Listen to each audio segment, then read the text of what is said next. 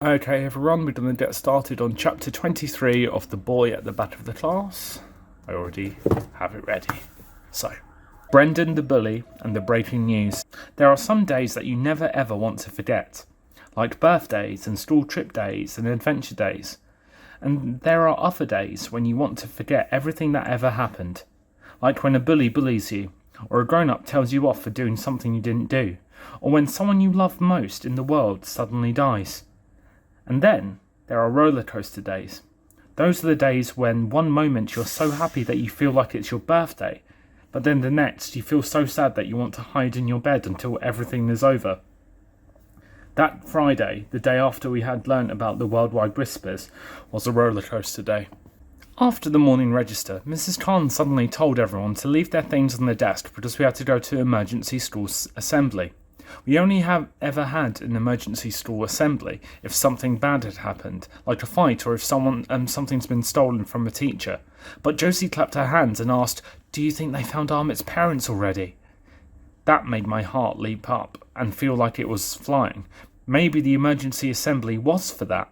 So I looked over at Amit and gave him an excited wave, but the assembly wasn't for that at all. Mrs. Sanders only wanted to tell everyone to be on their best behaviour, even the teachers, because the reporters surrounding the school were clearly not going anywhere anytime soon, and had put the school firmly on the world's radar.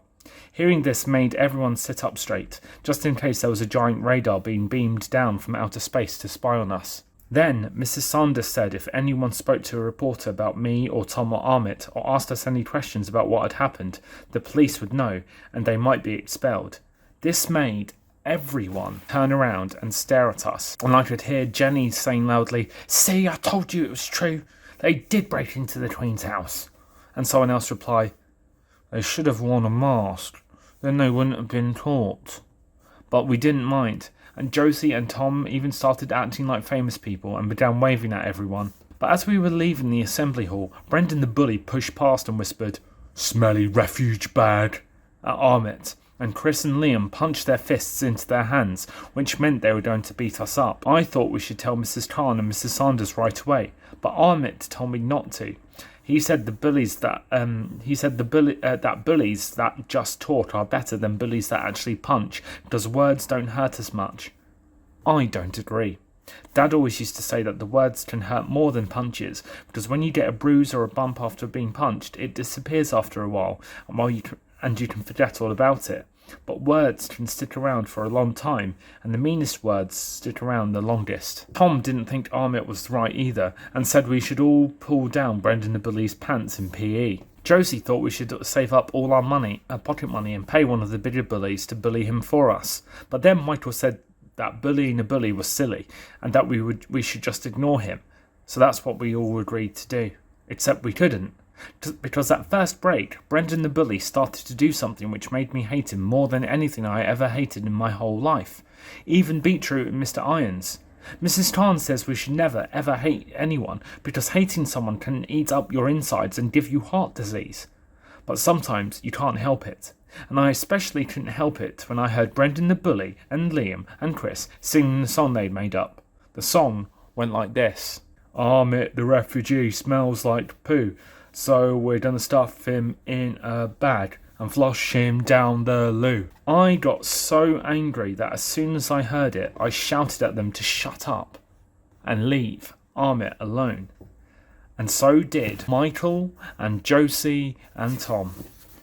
But that only made them sing it louder and louder and louder, which made Amit's face get redder and redder.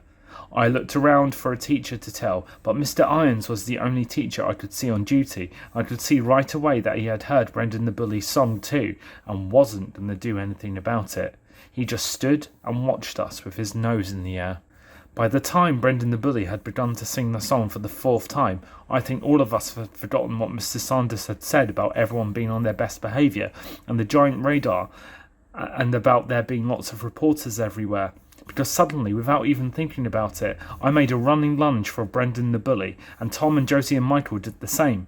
We all crashed into each other, falling to the floor, began punching and kicking Brendan the Bully and Liam and Chris just as hard as we could. I think I must have punched and kicked back too.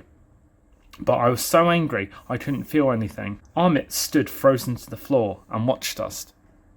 not knowing what to do, but after a few seconds he roared and, jumping on top of Brendan the bully, began to hit him as hard as he could too. The fight didn't last for more than a minute, because a few seconds later, after we had all fallen to the floor, we could hear a whistle hurrying our way and clicking noises like camera buttons being pressed, as lots of pair of hands started to pull us away. We were marched into stall and up the stairs, and the next thing I knew, we were standing in Mrs. Sanders' office, being stared at angrily by not only Mrs. Sanders, but Mrs. Khan and Miss Hemsley too. I couldn't really hear what they were saying, because my ears had become so hot, but I think I heard the words, ashamed, never in the history of stall, and parents being said.